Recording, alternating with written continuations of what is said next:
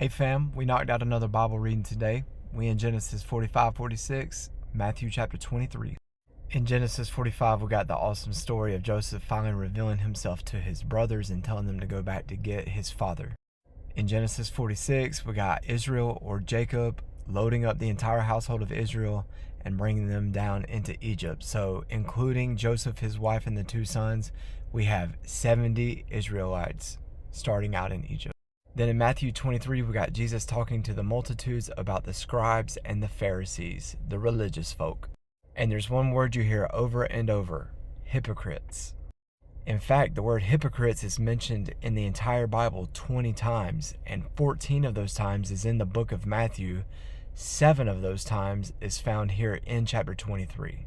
A hypocrite is an actor, a stage player, a pretender who looks true on the outside even though they're false on the end.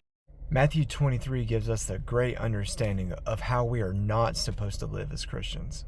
These hypocrites have a high expectation of what others are supposed to do, yet don't maintain that same standard themselves.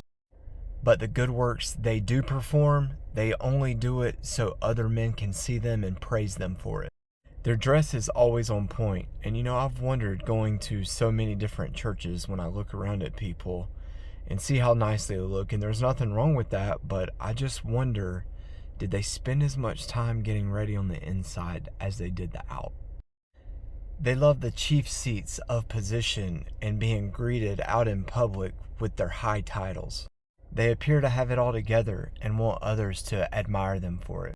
But Jesus says, "He that is greatest among you shall be a servant to you."